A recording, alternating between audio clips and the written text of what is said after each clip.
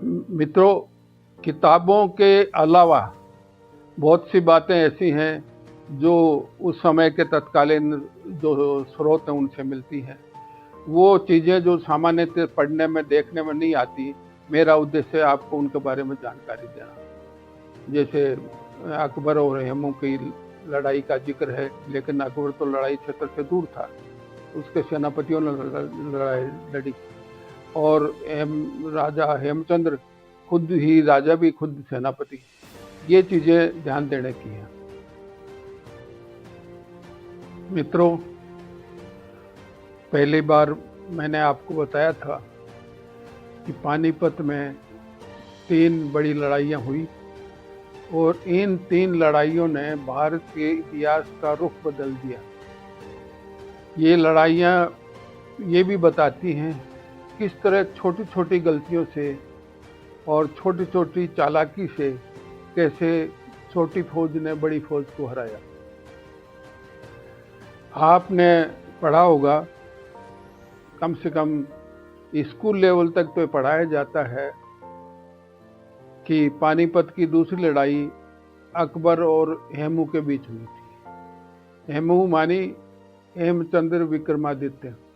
ये रिवाड़ी के एक व्यापारी थे, फौज को सामान सप्लाई करते थे और सप्लाई करते करते ये खुद एक कमांडर बन गए और फिर इनमें साहस बहुत विलक्षण था और 30-40 लड़ाइयाँ इन्होंने युद्ध, छोटे बड़े युद्ध बिल्कुल बेबाक होकर जीते। अब ये 1556 में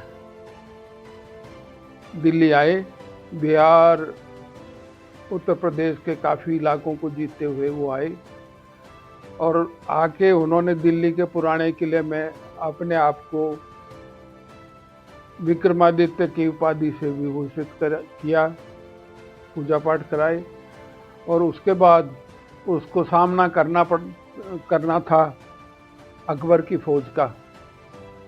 1556 में अकबर की उम्र 13 साल थी और वो बैराम खां के संरक्षण में थे। आपने किताबों में पढ़ा होगा, ये लड़ाई अकबर और हेमचंद्र के बीच, राजा हेमचंद्र के बीच हुई।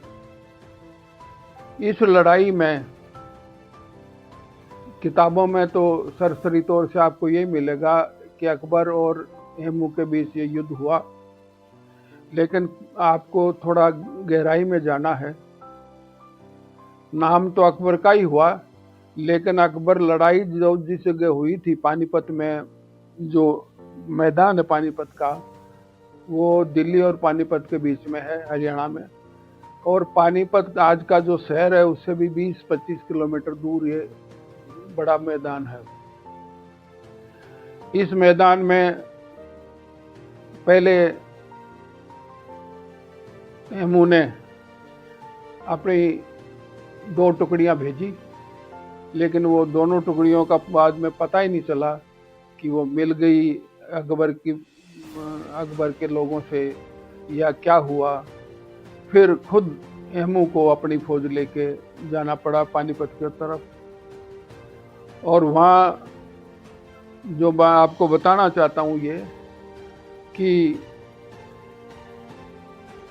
बैराम खां ने अपने सेनापतियों को ये समझाया कि हेमू खुद आगे हाथी पर रह के लड़ाई लड़ता है, इसलिए सबसे ज़्यादा कोशिश ये करो कि हेमू को घायल कर दो। हेमू खुद ही राजा है, खुद सेनापति है, तो वो घायल हो गया मर गया तो फिर लड़ाई को संभालने वाला, फौज को संभालने वाला, नेतृत्व करने वाला कोई दूसरा आदमी नहीं है। ये मैं बार बार कहना चाहता हूँ कि हमारे यहाँ के राजाओं में जो एक बहादुरी का था जज्बा कि आगे सबसे आगे लड़ें, वो रणनीति, युद्ध की रणनीति के लिहाज से बहुत अच्छा नहीं था। अकबर की सेना की तरफ से सेनापतियों ने, मैं आपको बता चुका हूँ, अकबर तो बैराम खां के निगरानी में, संभाल में 7 कोस दूर जो उस वक्त की जीवनियाँ मिलती हैं, दूसरा जो स्रोत मिलते हैं, उनसे पता लगता है अकबर लड़ाई के मैदान से करीब 7 कोस दूर बैराम खां के संरक्षण में पानीपत के मैदान से दूर था और उनको डर था कि हम हार जाएंगे। उसकी हेमू बहुत बहादुर ताकतवर आदमी है, उसकी फौज भी ताकतवर है, लड़ाइयाँ बार बार जीतता आ रहा है। उनका ये योजना ये थी, लड़ाई हारते दिखेंगे तो हम लाहौर भाग लेंगे यहाँ से। इसलिए उन्होंने एक कोशिश की कि हेमू पर ऐसा आक्रमण करो कि वो घायल हो जाए या मर जाए, जिससे नेतृत्व तो खत्म हो जाएगा, दूसरा कोई सेनापति संभाल नहीं पाएगा। उन्होंने कहीं 20 लिखा है, कहीं 30 लिखा है। कहने का मतलब काफी सारे तीरंदाजों को केवल इसी काम में लगाया कि हेमू की आंख में तीर लगाया जाए। खूब सारे तीरंदाज केवल हेमू को निशाना बना के और तीर चलाने लगे और थोड़ी देर जब युद्ध चला तो हेमू बहुत बहादुरी से आगे बढ़ा और उसने अकबर की सेना को बिल्कुल दबा लिया और अकबर की सेना पीछे हटने लगी। हेमू करीब करीब लड़ाई जीतने ही वाला था।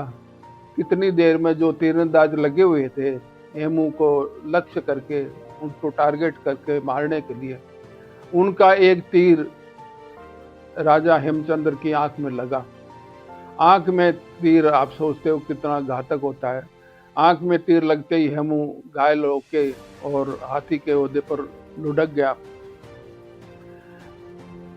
राजा हेमचंद्र के घायल होते ही और गिरते ही फौज में एकदम से घबराहट फैल गई।